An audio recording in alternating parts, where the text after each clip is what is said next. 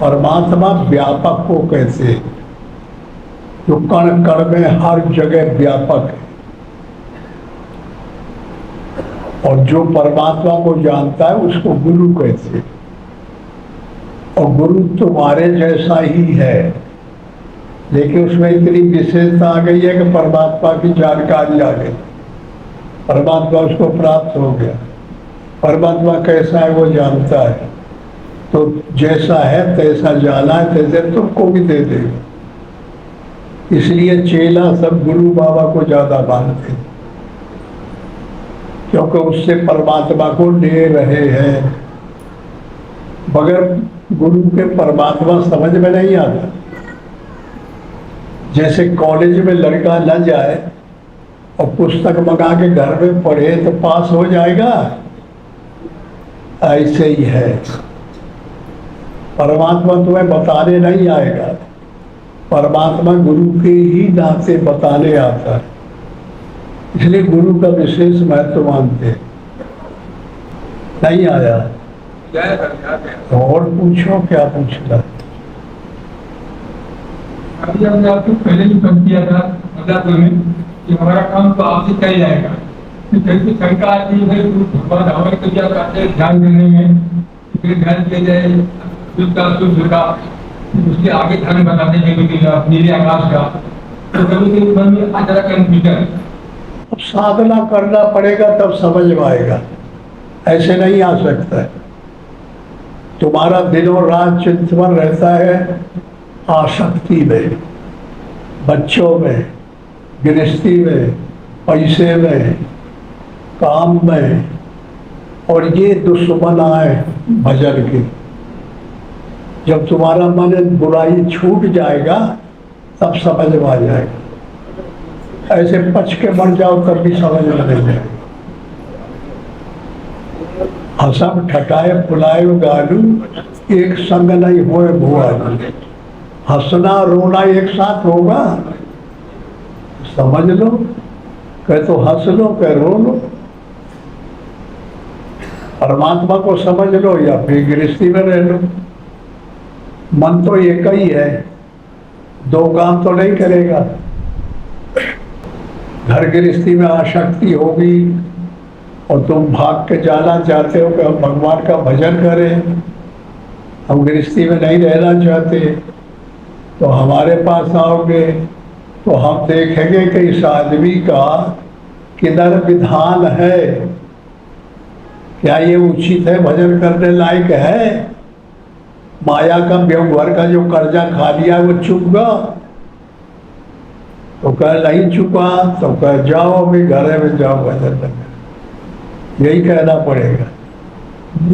और चुक गया तो कह चलो भजन करो। महतारी से पूछो, इजाजत दे दे माता की, हाँ जा बेटा भजन कर, पिता इजाजत दे दे भजन कर, तो उस आदमी को हम लोग लेते। ऐसा नहीं कि अब उधर माया का कर्जा खाए है आदमी और इधर आके बैठ जाएगा, तो हम कितना भी बताएंगे कि समझ में नहीं आए।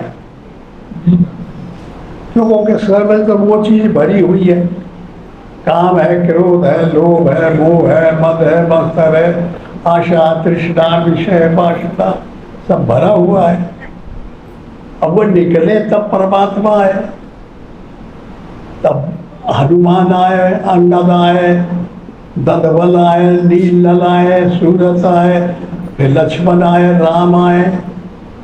दो दल हैं, एक रावण का दल है, एक राम का दल है, और दोनों एक प्रतिद्वंदी है एक दूसरे के, और दोनों बैठे हैं। शरीर क्षेत्र है और ये हाथ पैर कुरुक्षेत्र है, ये में करना पड़ता है।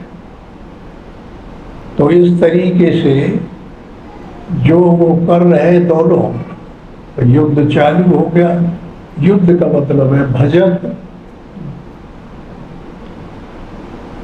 महाभारत में युद्ध हुआ कौरव और पांडवों का, उसी में हुआ कृष्ण और कंस का। रामायण में हुआ राम और रावण का, पुराणों में हुआ सुर और असुरों का, देव और दानवों का, सजाती और विजातियों का, दुर्गुणों का सद्गुणों का। हर एक पुस्तकों में युद्ध युद्ध युद्ध लिखा हुआ। युद्ध क्या है कि जब शांत है तो कोई मतलब नहीं, एक का राज रहता है। जब हम परिवार में हैं, आसक्ति में हैं, तो रावण का कब्जा रहेगा। रावण कहते हैं वपुष ब्रह्मांड सुप्रवृत्ति लंका, आसक्ति जो है हमारी शरीर में, ये लंका है। और मोह रूपी रावण है। मोह सकल व्याधि कर मूढ़ा, ये मेरा है, मकान मेरा, मेरा मेरा मेरा मेरा, उसको मोह कहते हैं। वो राजा है, क्रोध को मुकर है, काम वेग नाम है, लोभ नारांतक है, कपट काल्य में, अभिमान है रावण है। वपुष ब्रह्मांड सुप्रवृत्ति लगता है, आसक्ति लगता है। अब आसक्ति से हटे तो भगवान की साधना शुरू हो। पैसे में आसक्ति, बच्चों में आसक्ति, परिवार में आसक्ति, रोजगार में आसक्ति, मकान में आसक्ति। कोई दूसरा छीनेगा तो छीनने दोगे। और महात्मा कहिए कि एक झपाड़ा मार दे तो कई गुना प्रणाम करिए। और तुम भैया हमारे मित्र हो, तो लड़ाई न करी। और गृहस्थ आदमी का एक लपड़ मार दे तो वो 4 लपड़ पाए। एक गाली दे दो तो 10 गाली देगा। तो इसको कहते हैं 2 प्रकार के आदमी है, एक आसक्त, एक अनासक्त। इनके कुछ नहीं है, इन्होंने सब छोड़ दिया। इनकी शांति माता हो गई, वो माता की जगह पे। और ज्ञान जो है पिता हो गया,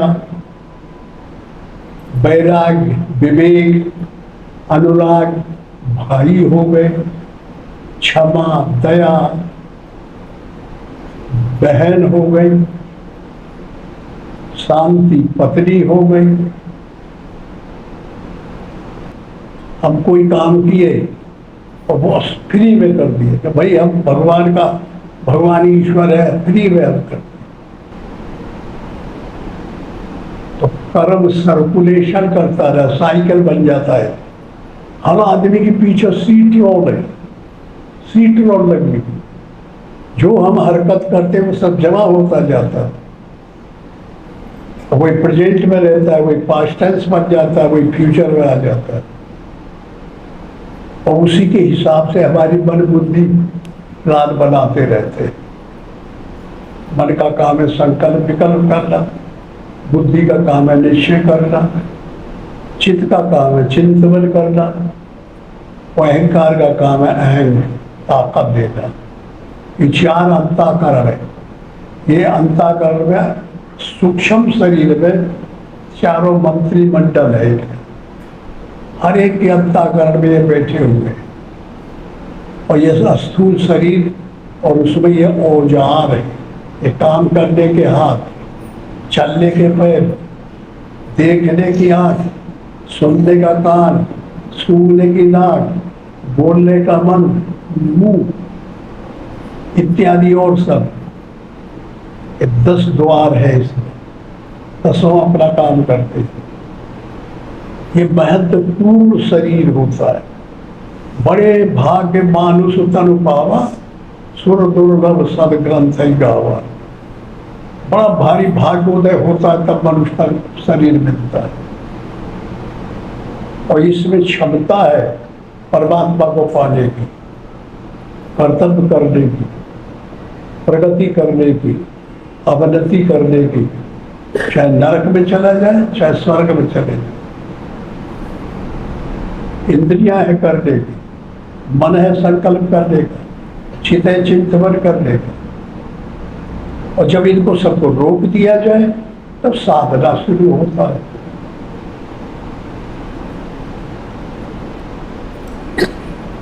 योगस्य चित्त वृत्ति निरोध अथ योगानुशासनम। देखिए योग दर्शन का शुरू का मंत्र है योगानुशासनम, योग पे अनुशासित होना। योग किसे कहते हैं?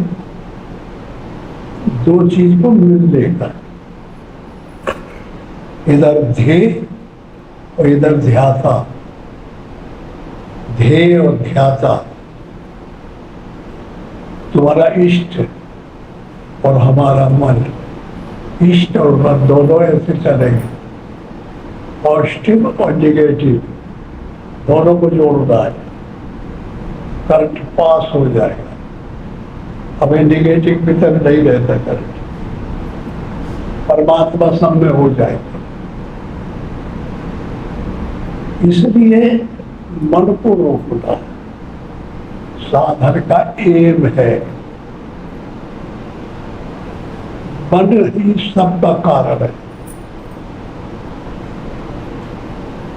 मन ही ज्ञान है, मन ही ध्यान है, मन है पारिक बानी। मन ही लिए हम ज्ञान कूटत मन मोर मन में अंतर्यामी। जब आदमी नरक में पहुंचेगा तो मन ही तो बताएगा कि मैं कहां पर हूं, और जब भगवान के पास पहुंचेगा तो यही मन बताएगा। यही मन वैसे ही हो जाता है। इसी को बदलना है। साधन करते करते करते योग से चित्त वृत्ति निरोध, चित्त की वृत्तियों का निरोध हो जाना, रुक जाना, इसी को कहते चित्त का निरोध करना, मन का निरोध करना।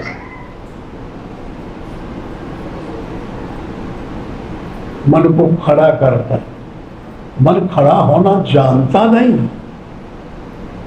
मन तो चक्री जैसा घूमता रहता है हर आदमी, हजारों एक मिनट में चिंतन कर लेता है, अनेक संकल्प, अनेक सब चीजों को घूम लेता है।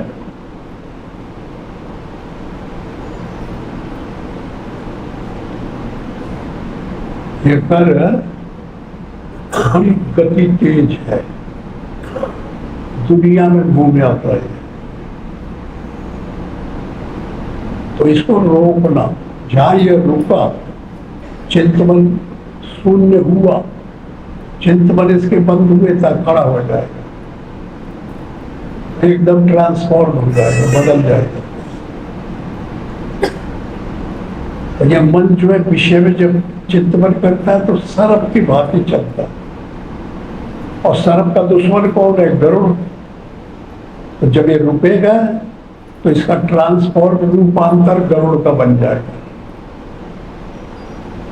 मन है तो माया है, और गरुड़ है तो विष्णु है। गरुड़ किसकी सवारी है? विष्णु भगवान की। और जिस साधक ने अपने मन को रोक लिया, मन मरा मोक्ष, तो विष्णु आ जाएगा। और जब विष्णु आ जाएगा तो उसकी पत्नी लक्ष्मी आ जाएगी। फिर वह कमी नहीं रह जाती। विष्णु भगवान के यहाँ कोई चीज की कमी नहीं रहती, सब उपलब्ध रहती थी।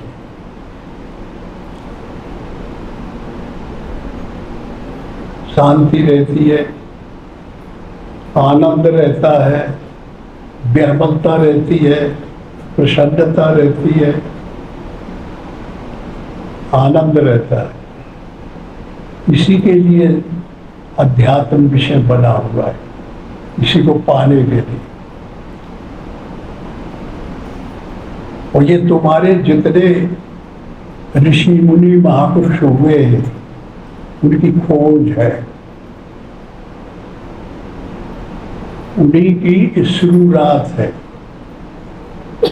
गर्ग, गौतम, दूसरे अनेक महापुरुष, मनु से लेके और जितने होते चले आए, सबने शादी किया और गृहस्थी में रहे, और सबने भगवान को पा लिया।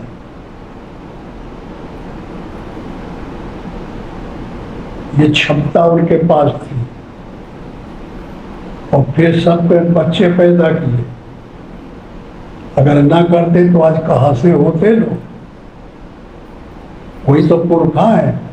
अगर आपसे पूछा जाए कि आपका कौन गोत्र है, क्या उनका नाम नहीं लेना पड़ेगा? समझ लो, इतनी क्षमता होनी चाहिए कि गृहस्थी में रहते हुए वो परमात्मा को पाना चाहिए। लेकिन जानते हैं युगों का परिवर्तन ये हाल कर दिया है। सतयुग में सब योगी विज्ञानी कर हर ध्यान तरह भव प्राणी ध्यान करते थे। 1,00,000 साल की उम्र होती थी, हड्डी में प्राण रहते थे, कभी मर नहीं पाते थे, तपस्या करते थे। हजारों साल बैठे रह जाते तो फिर हड्डी सूख जाती थी शरीर और फिर जिंदे रहते थे। ध्यान करते थे सतयुग में और परमात्मा को समर्पित और परम भक्त त्याग हो जाता था, प्राप्त कर लेते थे। और त्रेता विविध यज्ञ नर करे प्रभु समर्प कर्म भव करे। त्रेता युग आया तो उसमें त्याग होता था, और त्याग से और फिर भजन करते थे, त्याग करते थे, यज्ञ करते थे। यज्ञ नाम भी भजन का ही, जानना ईश्वर को। तो इस प्रकार जो है उसमें इस प्रकार प्राप्त होता था और घर में रहते थे। और द्वापुर कर रघुपत पद पूजा नर भव तरह उपाय न दूजा। परमात्मा की पूजा करते और हृदय में बैठाते थे और नख से और सिख तक दिन भर देखते थे और चित्त को खड़ा कर देते थे मन को। तब अनासक्त हो जाते थे घर में रहते हुए।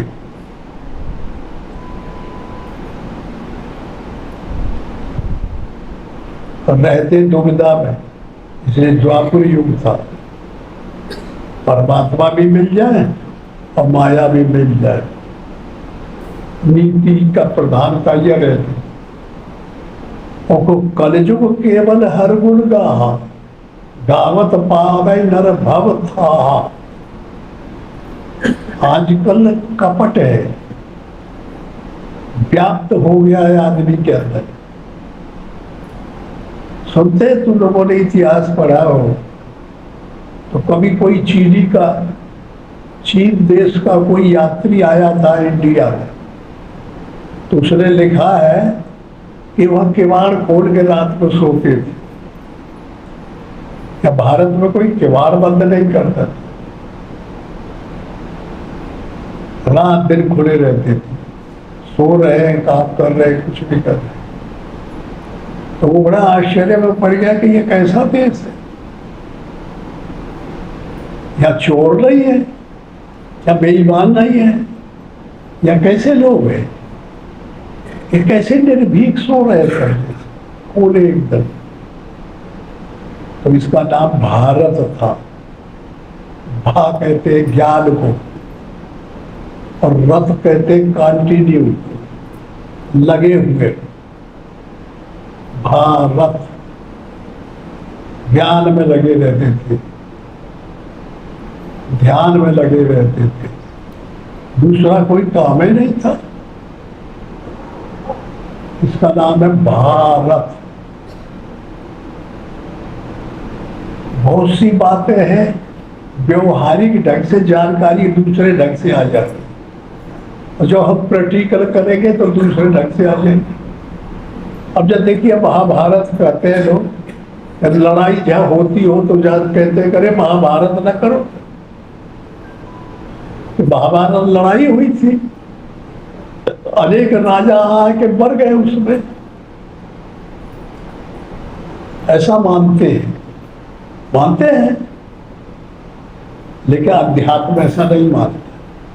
अध्यात्म तो हेडिंग क्या है उसका, शीर्षक क्या है, महाभारत नाम है। और नाम जैसा होगा तैसा ही पर गुण होंगे।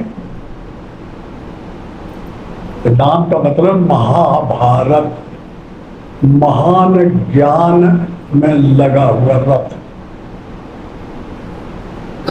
महा डिग्री और भा माने ज्ञान और रथ ज्ञान में लगा हुआ, ध्यान में लगा हुआ, यह है महाभारत। जब महाभारत होता है तभी युद्ध होता है, तभी अटैक होता है कौरवों कर्म के दल का और इधर ज्ञान के दल का, पांडु कुंडी के दल। एक कौरव दल है, एक पांडु दल है। दोनों पर निरंतर युद्ध होता है साधना करने में। एक राम का दल है रामायण में, एक रावण का दल। और जब एक खत्म हो जाएगा तो एक की जीत हो जाएगी। और ये निरंतर है, इनमें कोई अंतर नहीं पड़ता। हर एक आदमी के अंदर दुर्गुण और सदगुण है। कभी उसका मन किसी चीज को पसंद करता है, फिर तरक कोई अंदर अंदर काटता है कि नहीं अच्छी नहीं है, वो ठीक है। ऐसा झगड़ा, ऐसा निर्णय चलता रहता है ना सबके अंदर। उसी का नाम है महाभारत।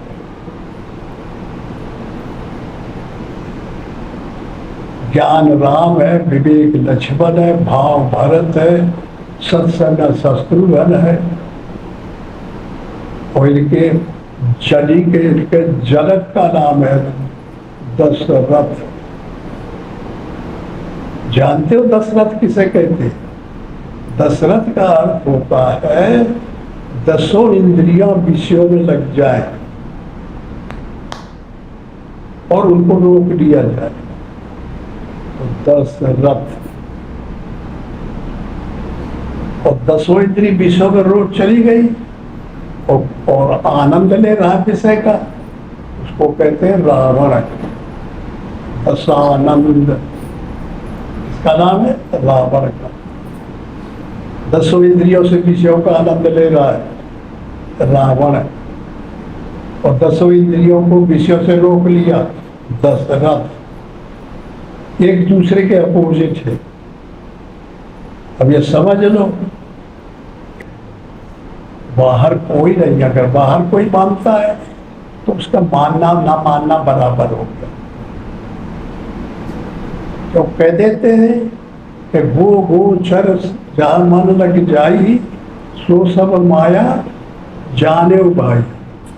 जहाँ ये नेत्र देखे, जहाँ ये कान सुनते हैं, जहाँ ये वाणी बोलती है, जहाँ हम सुनते हैं, ये सब तो माया है।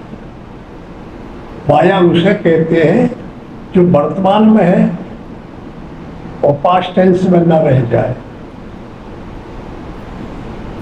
तो पास्ट टेंस में है तो फ्यूचर में न रह जाए। और जो तीनों काल में रहता है उसका नाम भगवान है। भूत भविष्य वर्तमान तीनों में जो रहता है उसका नाम परमात्मा है। वो अकल अनिय अभेद एक रस व्यापक सत्य बुद्ध अजन्मा अचिंतन अखंड जो है, अखंड है, खंड नहीं। वो सबके अंदर है, सब में व्यापक है और सबसे अलग है और सबके अंदर है। ये दोनों कला उसमें आती है।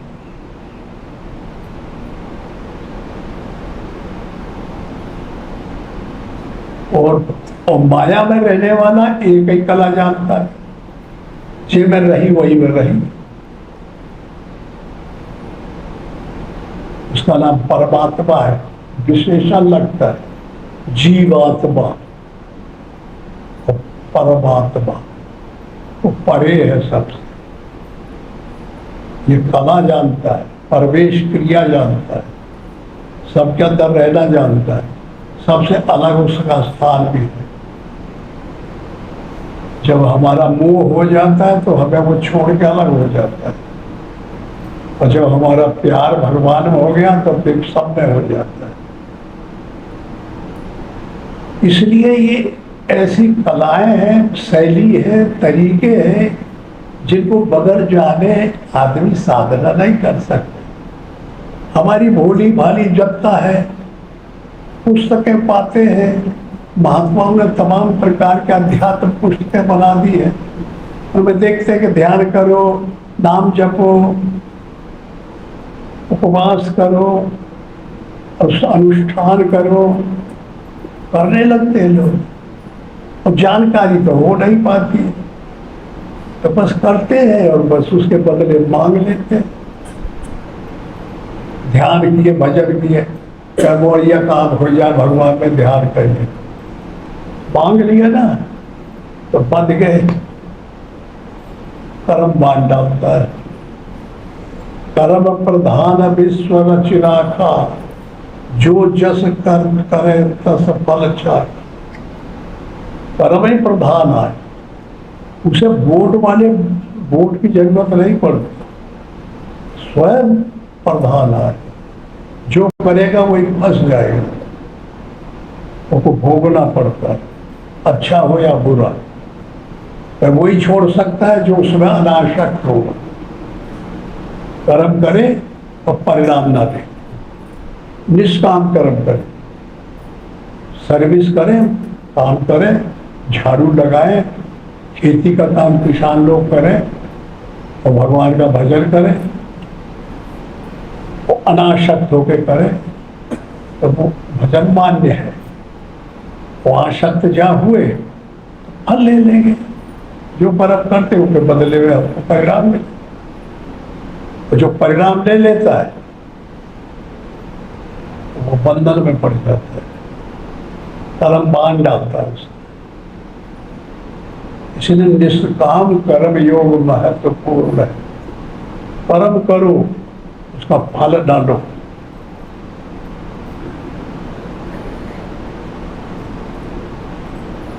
तो कर्म भी बांध नहीं सकते, अनासक्त काल में घर में रह सकते हैं। दो ही प्रकार के दुनिया में आदमी है, एक आसक्त तो एक अनासक्त। अनासक्त को नहीं जानते। देखिए हम बताएं अनासक्त कैसे होता है।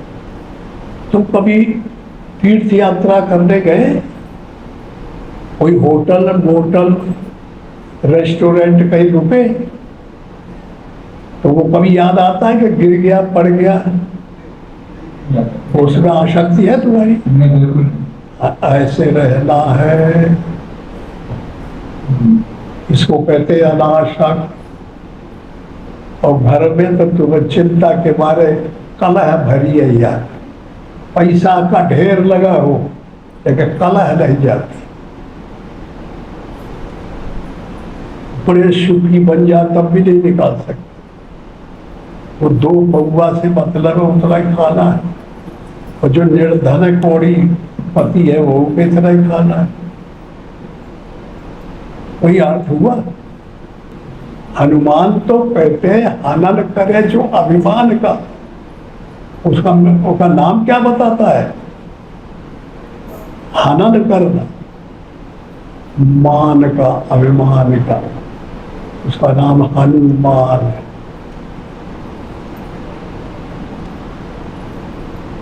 वो वैराग है, उसको कहते त्याग। जानते हो राम को उन्होंने ऋणी बनाया, हनुमान ने भरत को ऋणी बनाया, सीता को ऋणी बनाया।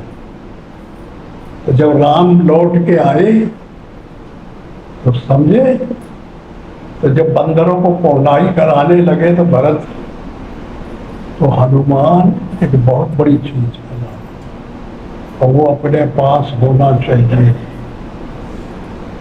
वैराग्य हनुमान है, अनुराग अंगद है, धर्म ददबल है, नीड नर यम नियम त्याग मौन देश, और सूरत ईश्वर को याद करना सुग्रीव है, कर्म रूपी बाली है। ये अध्यात्म रामायण है। सूरत हमेशा स्मरण करती रहती है, और कर्म हरकत को कहते हैं। ये दोनों सहोदर हैं, एक ही माता पिता के, बाली और सुग्रीव एक जैसे है। एक परमात्मा को भज रहा है, सूरत ईश्वर में लगी है सुग्रीव, और एक परम रूपी बाली है, वो भी हरकत का नाम कर रहा है सूरत कहना। एक सजातीय है, दूसरा विजातीय है, और दोनों का संघर्ष है, लड़ाई है, और दोनों एक ही चीज है। समझे आया ना? और वैराग हनुमान है। इसलिए हर आदमी को अनासक्त रहना चाहिए, तो यह अंतर की जलन जो है खत्म हो जाएगी, शांति हो जाएगी, आनंद आ जाएगा। कैसे जलन खत्म हो? अनासक्त हो, किसी चीज में मन न लगा, परमात्मा के सिवा केंद्र परमात्मा को रख लो, और सब काम करो, और सब में अनासक्त करो।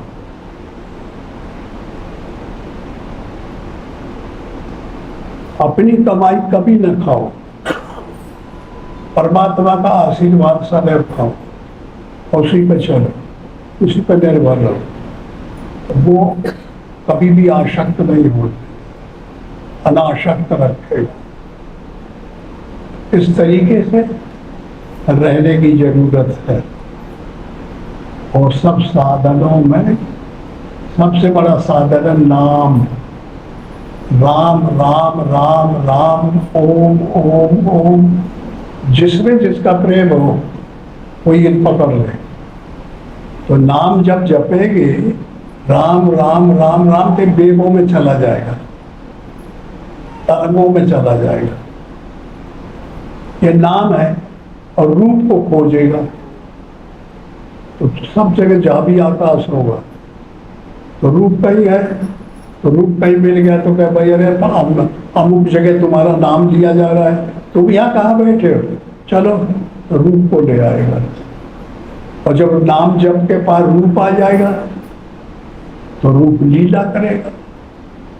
जब तुम्हारे हृदय में रूप आ गया तो हरकत करेगा, अनुभव देगा, सेल्फ रियलाइजेशन करेगा, आत्मा अनुभूतियां देगा। तो वो लीला है, उसको कहते हैं रहस्य। कृष्ण ने क्या किया? रहस्य किया है। और राम ने क्या किया? लीला। लीला और रहस्य का अर्थ एक ही है, अनुभव। जो समझ में ना आवे वो चीज को समझा देता। अरे फलानी जगह चार आदमी बैठे क्या कर रहे हैं, क्या लीला है, क्या करते हैं, क्या बात है, भविष्य के गर्भ की बात हो गई ना।